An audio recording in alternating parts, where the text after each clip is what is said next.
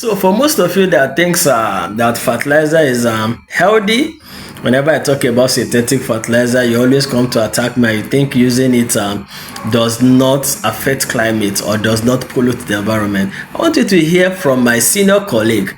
At least he's a PhD holder. Hear what he's saying. Just watch for yourself. Like we always say, that we must get to a point as a people where our method of food production must be healthy for the farmer, healthy for the consumer, and healthy for the environment. There's something wrong with this water. They won't tell us what it is. The man behind the camera is Earl Tennant, a farmer in West Virginia. And this is what they expect a man's cows to drink on his own property. He suspected that something in this creek was poisoning his cows. This is 153 of these animals that I've lost on this farm. You can see the discoloration in the hair here on her neck. And they keep trying to tell me there's nothing wrong with these things. I can call the West Virginia State Veterinarian, and the only thing he asked me is, do you have a good attorney?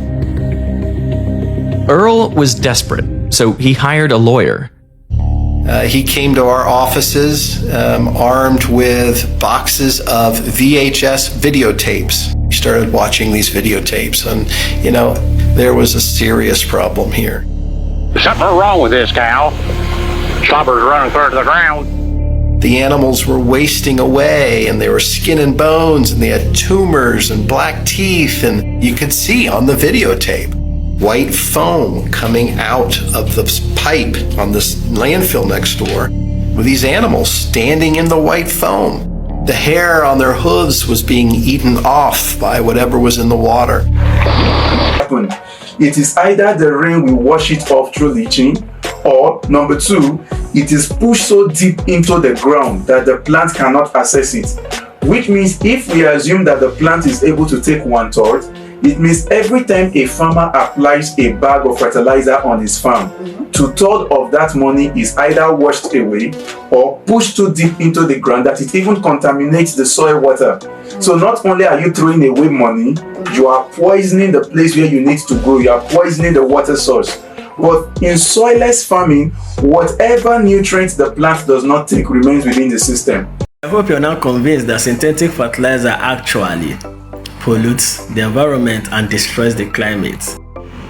Another question I want to ask is this: those nutrients that are not being used up by the plants, definitely they are going to be discharged.